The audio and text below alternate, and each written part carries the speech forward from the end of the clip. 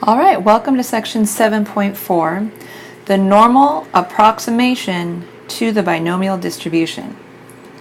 Okay, so the motivation, we don't really need this section anymore now that we have our TI 83 and 84 calculators.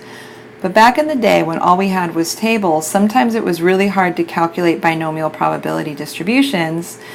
And so to make it easier without a calculator, sometimes they would use a normal curve to approximate a binomial distribution. Nowadays, we're still including this section because it ties these two concepts together, normal curves and binomial probability distributions. It also reminds us how to find the shape of a binomial probability distribution. It also reminds us how to find the mean and the standard deviation.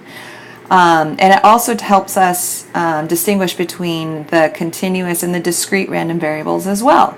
So while this is a little outdated, there's still a lot of good concepts and a lot of good relationships that we're going to find in this section, which is why it's still here. Okay, so let's review. We saw in chapter 6 that the mean of the binomial distribution was n times p, where n was the amount of trials of our binomial experiment and p was the probability of success. The standard deviation was the square root of np times 1 minus p.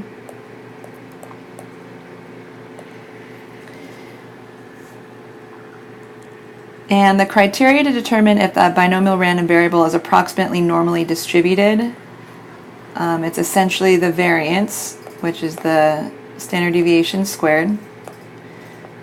And if that is greater than or equal to 10, our distribution is approximately normal. We can say normal now. Back in chapter 6, we were saying bell-shaped, but now it's approximately normal. Okay, so if our binomial distribution is approximately normal, we can use the normal curve to approximate the probabilities. And I'm going to highlight that because we're only going to use these techniques when we see this word approximate. So it's going to be a very important key word. If you don't see approximate, don't use these methods.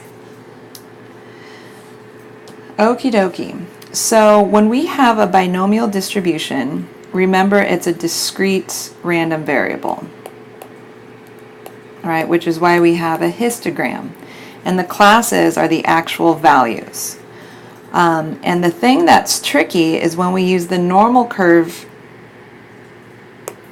to approximate, we'll just kind of impose our normal curve like this. Now this is continuous. So I can draw something continuous down here. So this is a continuous random variable. And we know we use intervals. We do not use single values for continuous. We saw that the probability when it was continuous of x being just a single number, we'll just say 5, is 0 when it's a continuous random variable.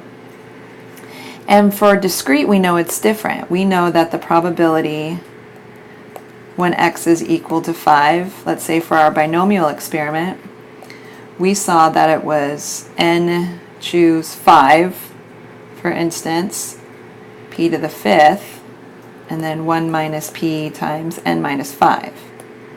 So there's a big difference between discrete and continuous in how we're calculating our probabilities. So how we're going to estimate it, let's focus on we'll do 9 since we're using that example a lot down here. So let's say we wanted to find the probability that x was 9. Okay, so on our binomial curve, we could just use our formula. We can use binomial PDF. But on the binomial distribution, on the normal curve, we need an interval. So the interval we're going to use is going to be right where our bars are. And notice our bar starts halfway between 8 and 9, and then halfway between 9 and 10. So to estimate the probability that x is equal to 9, to approximate that with the normal curve, remember area is probability, so we're going to look at the area under the normal curve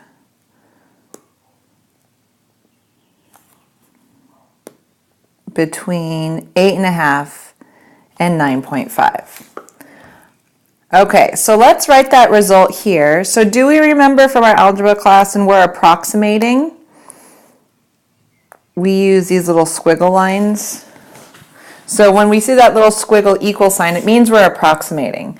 So for x equals 9, this is the binomial version right here. We're going to approximate it using our normal curve. And on the normal curve, it's not going to be x is equal to 9. It's going to be the probability that x is between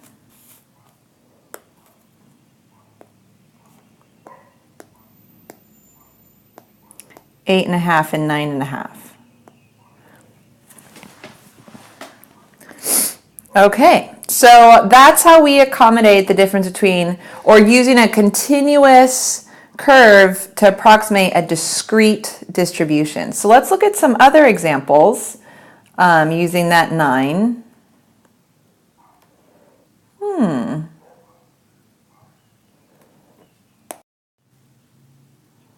All right, so looking at the other examples, let's take a look at x less than or equal to 9. So this example right here. So again, this is your binomial on the binomial distribution, less than or equal to 9. And now underneath our normal curve, I'll do it in yellow. X less than or equal to 9. Well, let's do it on the binomial distribution first. So there's our 9 bar, and less than or equal to 9 mean we're doing all the bars to the left. And so if we were going to approximate that underneath the normal curve, it means we would be looking at the interval from 9.5 to the left. So using our normal curve, this is really going to be the probability that x is less than or equal to 9.5. All right, and then let's take a look at, I'll get rid of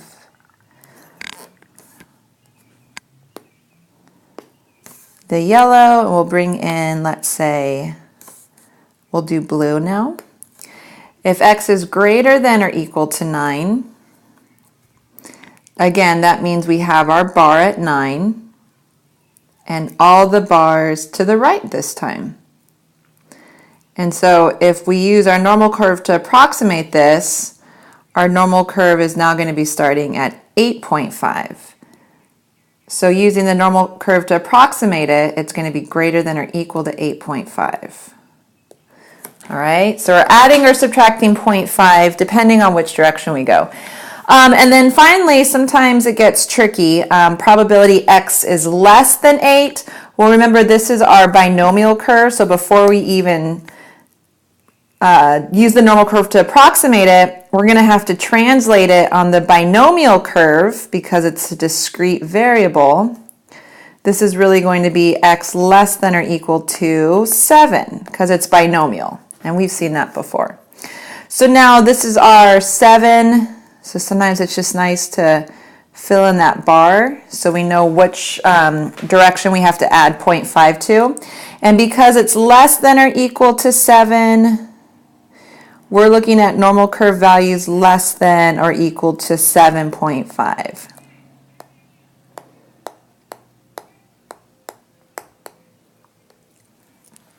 All right, so let's look at an example.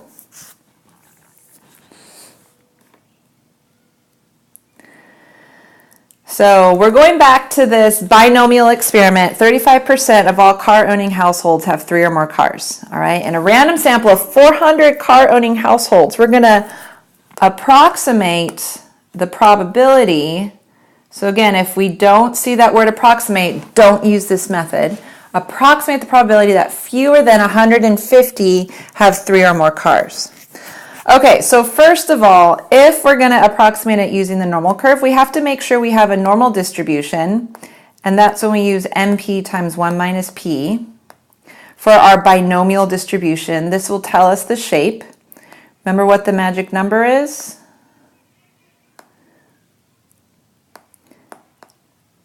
If it's greater than or equal to 10, the binomial distribution is approximately normal.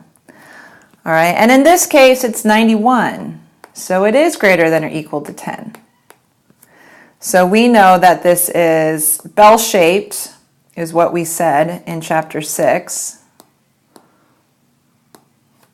But now we can call it normal, because a normal is a bell-shaped symmetric curve. So it's we can use the normal curve to approximate the probabilities. When we use normal PDF on our calculator, normal CDF on our calculator, we need the mean and the standard deviation. So let's calculate that as well. So again, we're really tying together chapter 6 and chapter 7.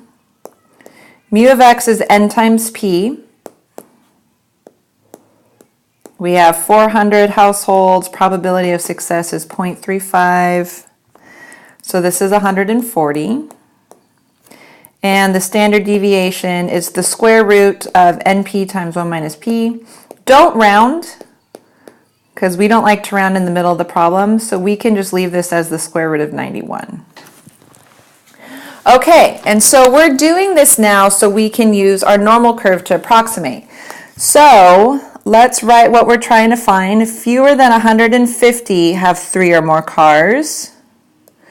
So we want to know when the value of our variable is less than 150. All right, so with the binomial distribution, less than 150 is less than or equal to 149. So we have to do that before we bring in our normal curve. And you can draw yourself a quick picture if that helps. All right, so let's say 149 is right here. So this would be the bar that we're using.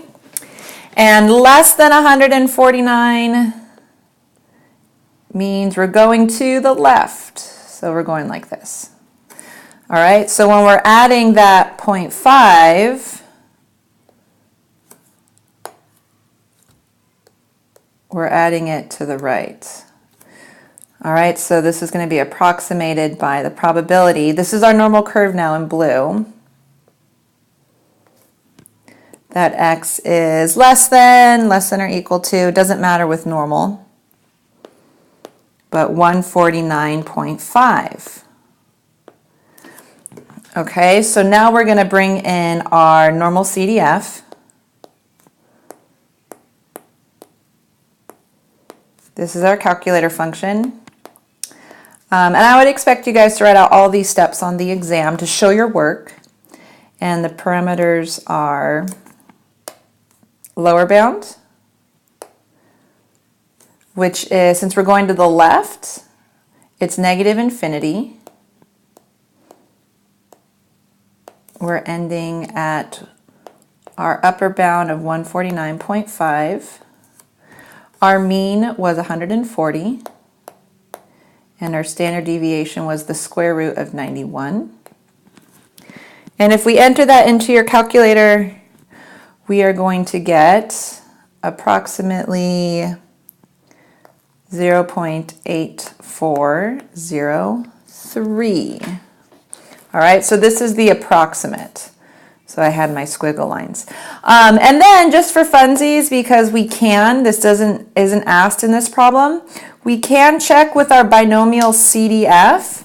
So it would be, this is the binomial one we're doing, less than or equal to 149.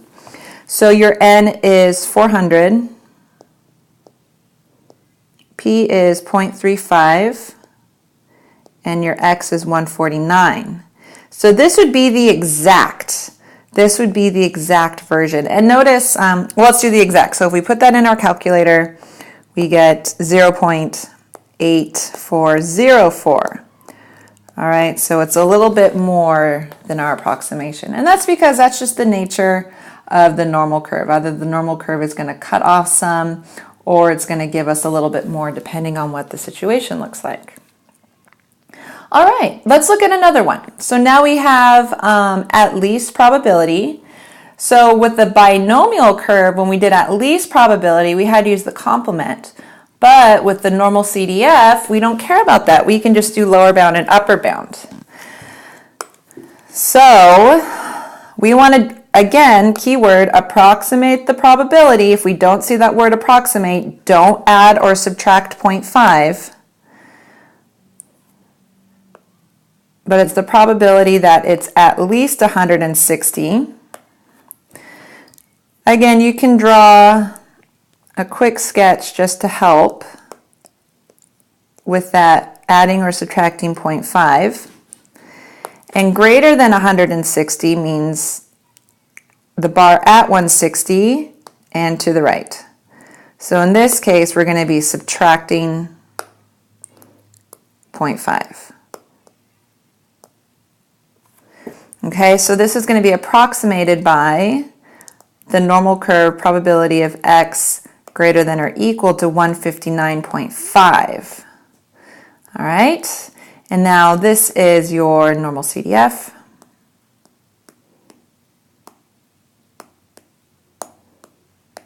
Lower bound is that 159.5. It's greater than or equal to, so we're going off to infinity. The mean is the same as before because we're still sampling 400 cars, and the standard deviation is the same.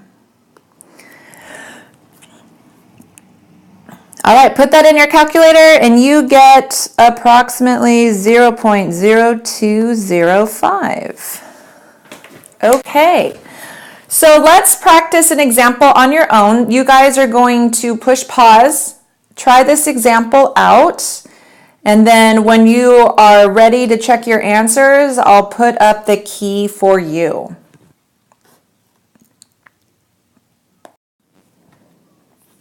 All right, here's the key. Remember, we have our keywords, normal approximation to the binomial. We only add 0.5 when we see this expression.